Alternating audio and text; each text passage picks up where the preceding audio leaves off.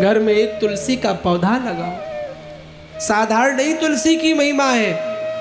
शास्त्र कहता तुलसी का पत्ता, वृक्ष, छाल, तना सब पवित्र है।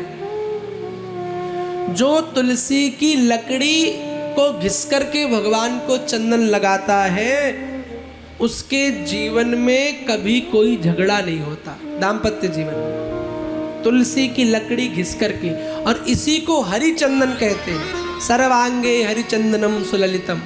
जो हरिचंदन का वर्णन है, तुलसी की लकड़ी से बने चंदन को ही हरिचंदन कहते हैं। तुलसी की लकड़ी, तुलसी की लकड़ी सूख जाए तो फेंकना मत। लकड़ी की आग से जो भगवान को भोग बनाता है उस पर उसको बड़े बड़े यज्ञ करने का फल मिलता है। तीसरी बात, जो तुलसी की लकड़ी से भगवान के लिए दीपक जलाता है, दीप तुलसी की लकड़ी से दीप जलाता है, उसे 100 करोड़ दीप दान का फल मिलता है।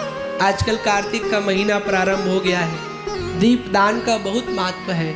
आप सब भी दीप दान अवश्य किया करो, कार्तिक स्नान अवश्य किया करो। ये सब हमारी परंपराएं हैं, ये सब हमारे सनातनी होने का लक्षण है।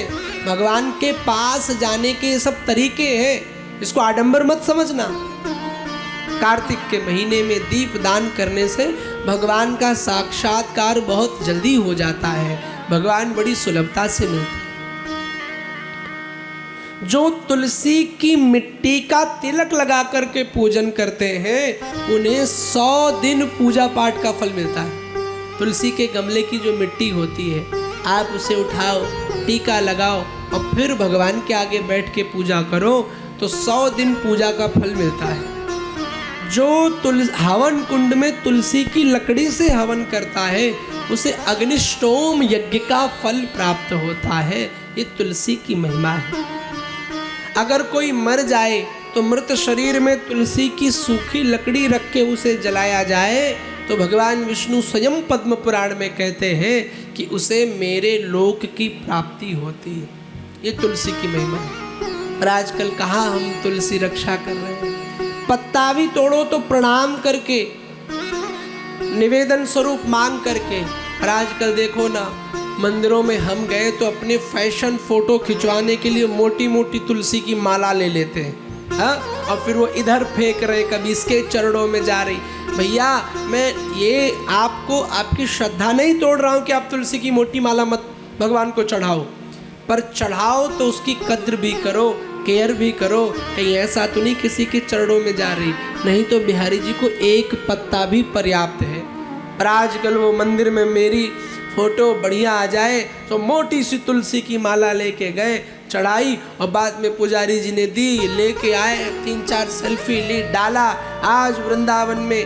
और उसके बाद वो माला ले जाके कहीं घर के बाहर फेंक दी, कहीं उधर डाल दी, कहीं उधर डाल दी, और उस पर चरण पड़ रहा है। तुलसी जी का अपमान होता है। ये साधारण नहीं है, ये सती वृंदा है। साध्वियों में तुलसी जी सती है।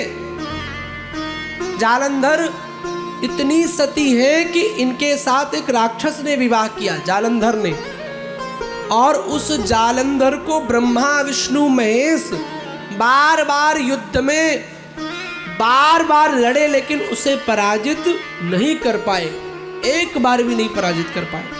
तब श्री भगवान नारायण ने सती वृंदा का सतीत्व भंग किया, तब जाके जालंधर का वध हुआ।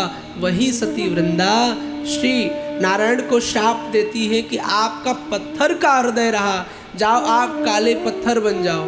तो वो शालिग्राम बन गए। फिर विष्णु जी ने समझाया कि आप धर्मवान हैं, अच्छी बात है, पर आप अधर्म का साथ दे रही थी, और धर्म भी अधर्म हो जाता है अगर अधर्म का साथ देता है।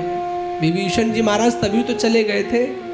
अगर आप बहुत बड़े धर्मात्मा हो लेकिन आप अपने मित्र आपके ऐसे हैं, संगति आपकी ऐसे जो अधर्मी हैं और उनका सपोर्ट कर रहे हैं, तो आप भी अधर्मी ही कहलाओगे। तब तुलसी जी को ग्लानि हुई। भगवान ने भी कहा कोई बात नहीं, हम पत्थर तो तुम लकड़ी हो जाओ, तुलसी बनो, तुम्हारे बिना हमारी कोई सेवा नहीं होगी।